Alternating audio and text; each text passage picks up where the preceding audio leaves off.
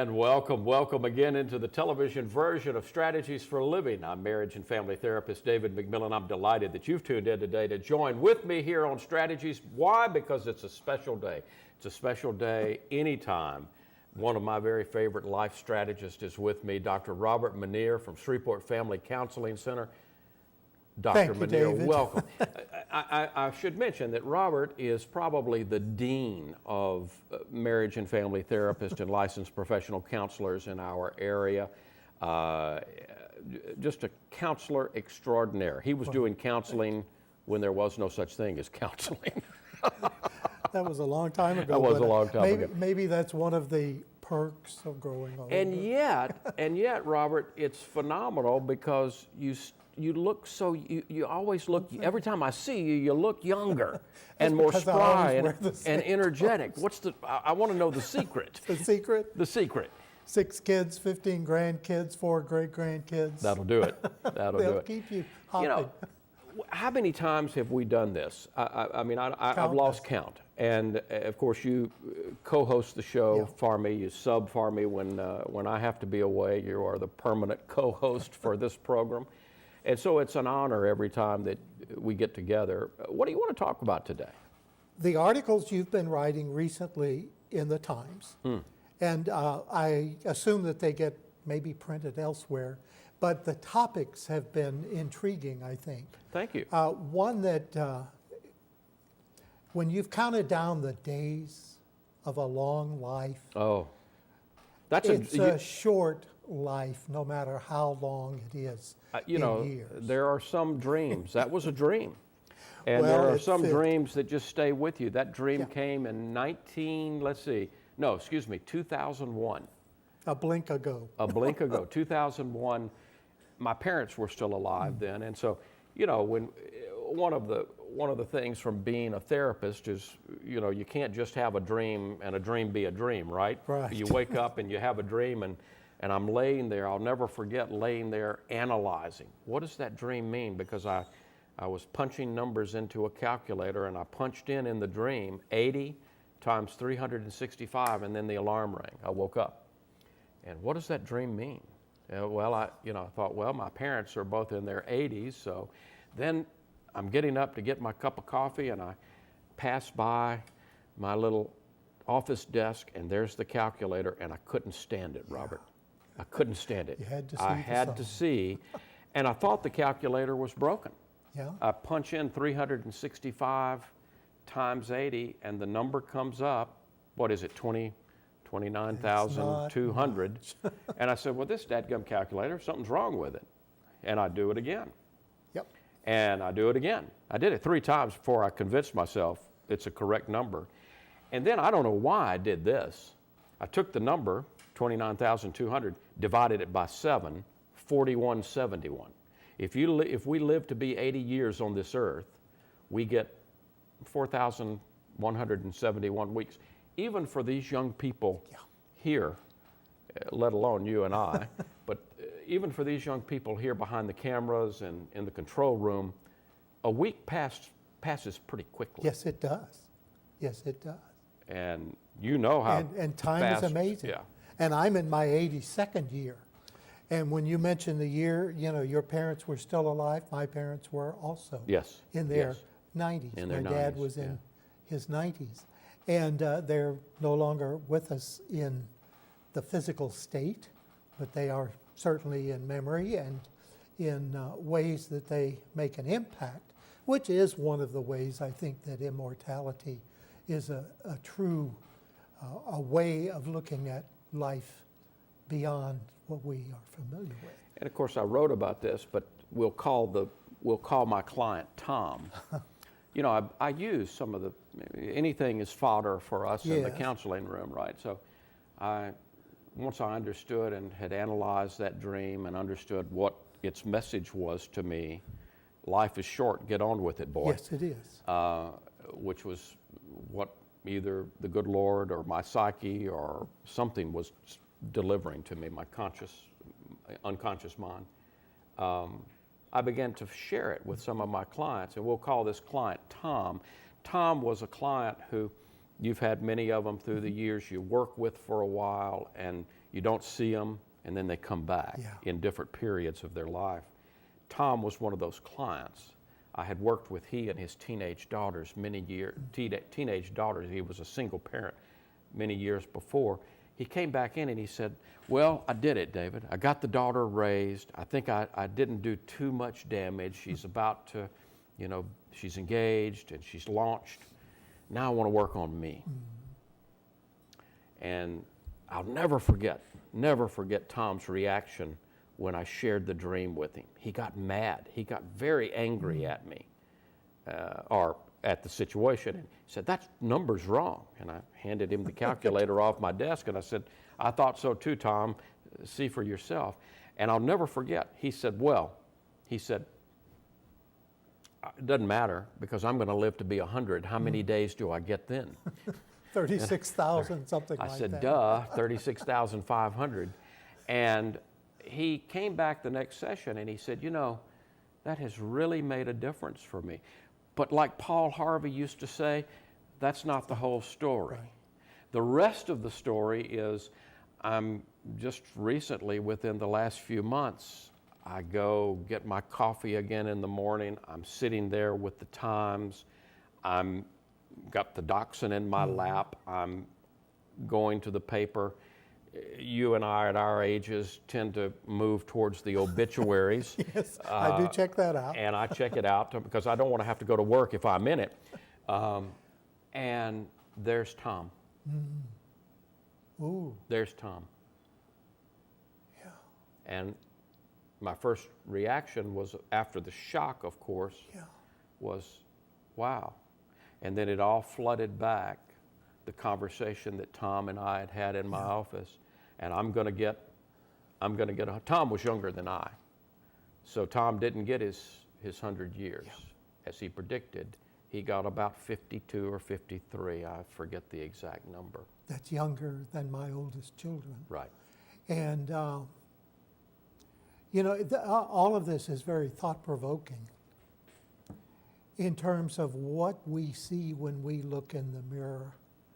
When we're grooming ourselves, and we need to take a few extra moments there and really look deeply into the relationship with who we are and how we are why we are. That's a great time to do it, Robert. Most of us are going to groom ourselves in the morning. We can remind ourselves to be present right now. Yes. In that moment. And look beyond the surface, look within. Yes. And see that relationship with ourselves, because it's the relationship that starts any other relationship. Sponsors all the rest of them, doesn't it? Yeah. It does. Yeah. And, for those of us that see ourselves created by God, that is our relationship with soul, I think. Yeah. That's our ability to look and see into the grace that is available to us. And that's one of the things that I've been writing about recently too, is where are we? How do we see ourselves? Do we see ourselves, we can look at this from a Judeo-Christian perspective. The Bible early on tells us we're made in the image and likeness of God. And it tells us that God is a creator. So if we are made in the image and likeness of God, then we too are creators. We're here to create. But if you take that C in creative and you move it 1, 2, 3 letters down, just move it over, move the C over, it becomes reactive. Exactly. And I think most of us, we live in a reactive world. And most of us live reactive lives. And that takes us away from who we are called to be, which is creators and creative. Now, I see the creative and the responsive as being from up here. Amen. I see the reactive, it's outside of camera view, but knee jerk is a good way to think of it. Yeah. The difference between spontaneity and impulsivity is thought. Thought, yes. Yes. Just the mere moment of considering the possibilities can shift us from being impulsive to do to being spontaneous, more responsive than reactive. W-A-I-T.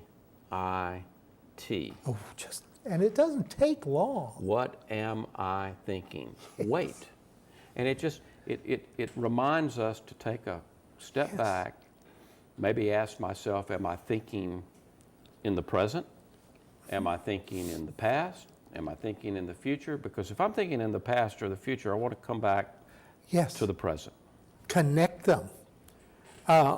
If we spend most of our time in the past, we're going to end up depressed. Yeah. If we spend most of our time in the future, we're going to end up anxious. Yes. And it's going to obliterate the preciousness of the present. Of the present, yeah. We can't be, if we lived in a 3-room house, and the past, the present, and the future is the house that our mind lives in. If we did live in a 3-room house, we'd use all 3 rooms. But remember, I think we need to remember that the present is the big room. It's where we can move things around if we want to. Can't move anything in the past, even though you can see very clearly. Right. Can't see very clearly in the future, so it can scare the living daylights out of us. At the risk of being a little bit risque here, Uh-oh. Is it possible that the room, the bathroom, where the process of elimination takes place, literally, as well as figuratively, could be the place where we can focus more readily on the present? The present, yeah. Of course, it's wherever we are that we can focus more readily on the present. But in one of the articles, you wrote about the time we have left, or the time we have, and then the creativity and the reactivity. Those were very thought-provoking. And then the whole idea about thinking in and of itself.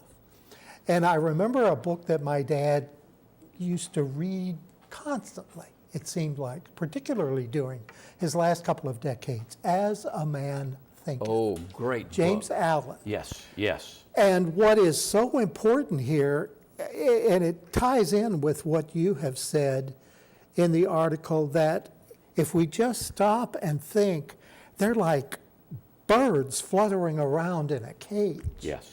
And they don't always land. So we have to be able to pick and choose. And choose, because we are not thinkers as much as we are choosers. Exactly. Let's come back. Let's take a break and let's come back right there. Can we do that? Yeah, we can start. We've got a special treat going today, folks. Dr. Robert Manier is our life strategist, and he's here to teach us. He's doing exactly that. He always does when he comes to Strategies for Living. So stay with us. Much more to come with Dr. Robert Manier today on Strategies. Be right back.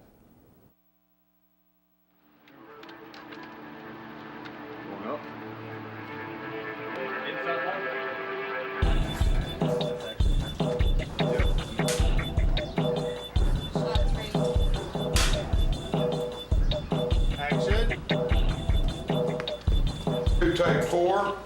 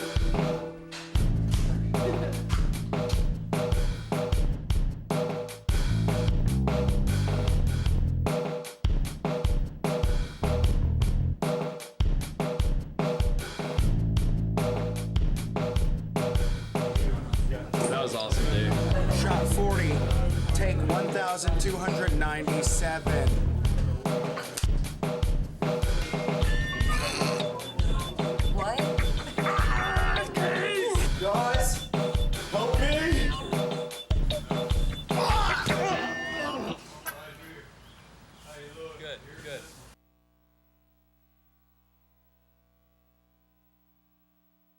good. Mom was diagnosed with Alzheimer's at 58 years old. 8 years into the disease was when all the light went out. For me, it was heart-wrenching. Looking into the eyes of somebody with Alzheimer's, sometimes you just don't see the person's soul is like gone. And it takes a toll on everyone. I mean, it's a depressing disease to watch unfold before your eyes. She actually thought those of us who were caring for her and who loved her most were her worst enemies. More and more responsibilities fell on my shoulders. This disease just ravages a family. It changes your life. The magnitude of it is indescribable. My mother taught me to be in the moment. We have to live in the moment with them. And I'm going to be with that person right now in this moment, wherever she is. Now is the moment. If we work together, we can stop this epidemic. Contact Bright Focus and learn more. Welcome back into the television version of Strategies for Living. I'm marriage and family therapist David McMillan. You're watching Strategies for Living, but remember, it all started on the radio, and you can still listen 20 some odd years later. Wow. Dr. Robert Manier. You can listen to Strategies for Living on News Radio 710 Keel, Sunday mornings 9:05 to 10.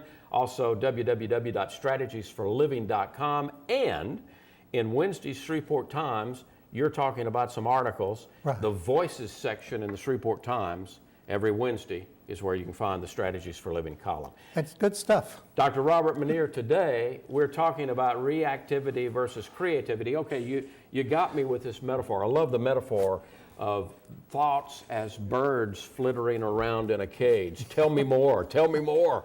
Well, you know, if they all tried to land at once, there would be no place for all of them. Well, we have a name for that. It's called schizophrenia. And you know how I think and feel about labels sometimes, because we have a tendency to get locked into the label, and we want to avoid that.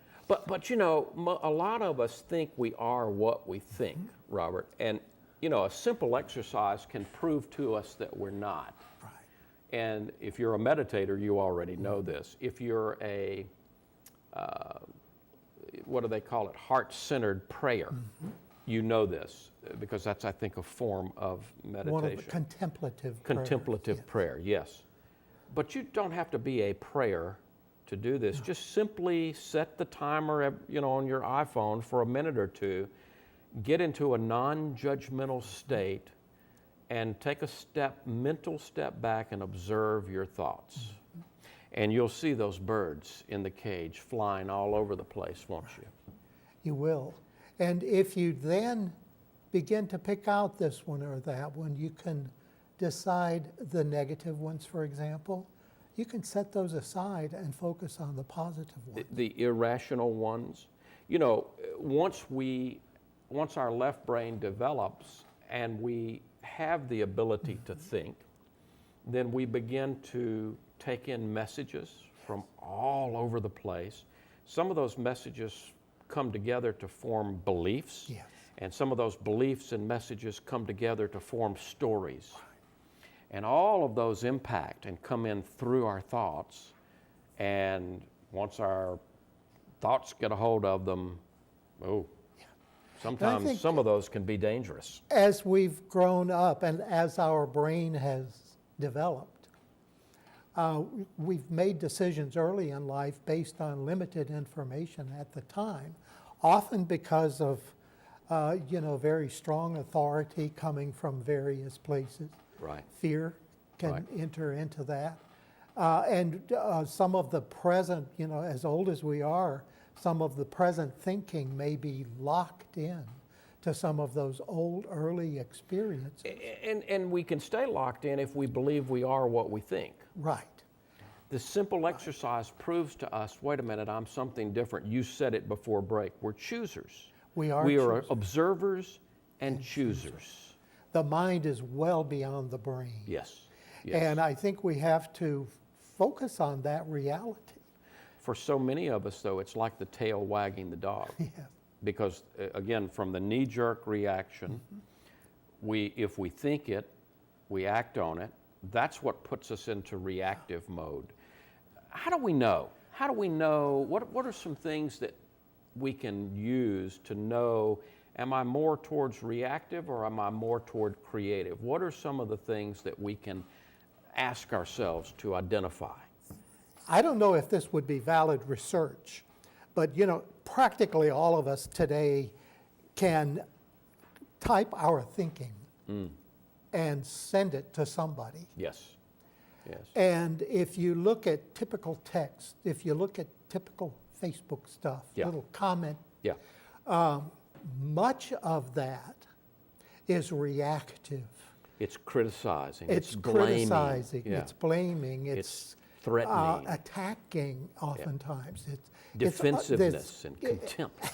All of these things that you've listed under reactivity here, and it is rampant. And I think it's safe to say that only the most naive will believe that it is erasable and confidential because it isn't. So it's out there. And I think these are typical examples of comments that we make, reactive thinking that we put out there in digital cyberland somehow, and there's been no thinking to go into it. But you're making me think here. Cyberland is nothing more than a manifestation of what's always been going on up here. And that's frightening. That is frightening. It is frightening. It is frightening. It makes Hal seem like a Sunday school teacher, for those who can remember. I love it. I love it. How do we know when we're in creative mode? I think it's when we know we're thinking, when we know we're selecting, when we know that we have taken some time to consider beyond the thought into consequence, into other possibilities, because negativity has possibilities just like positivity does. Yes. It's all a choice. We're conscious choice makers. Yes. Then. It's when we're conscious that we're making usually healthy choices. It's when we have cut off the thinking from the feeling and the acting. I think of a triangle with think at the top. And if it's just feeling and acting, that's impulsivity. We have a feeling, we act on it. That can be horrendous. That can be tissue damaging. That can be life-threatening. Coming back into the present, we can do some things. As simple as our breath, as simple as breathing. You were mentioning grooming in the morning, looking at yourself in the mirror. We're in the springtime of the year when this is being taped and broadcast the first time. Look at the surroundings, the birds of the air, the beautiful foliage springing forth. If we just take a moment to really look and maybe use multiple senses on the azaleas that are coming. Some of them may already be here. We come into the present. Right. Many of our yards today have these very, very small little blossoms that are less than a quarter of an inch around, less than a fingertip. And there's a pistil, and there's a stamen, and there are petals, and there's the whole system necessary to reproduce itself in something that we can hardly see without a magnifying. You know what that's called? A miracle. And they surround us. Yes, they do. If we just take the time in the present to breathe deeply from the belly. From deep down, because if we breathe from up here, we can get ourselves into anxiety real quickly. So deep down. Deep down. And just focus on the moment. That's where all of our power resides. The here and now. And now. These moments with you are so precious, Dr. Robert Manier. Now, if someone wants to come see you, how do they do that? Well, I'm with Shreveport Family Counseling Center. I think the young lady took a phone number. I think she did. It's up on the screen. 221-4455. And there's several of us. Accepting new clients? Yes. Okay. Yes. Clients feed me, both literally, but certainly metaphorically. Amen. And I know that, many people, when are you going to quit? When are you going to stop? Never. When I find that I am not learning something from my client, that's the day when I need to hang up the shingle. That's a good, that's a good, because I don't think that day will ever come.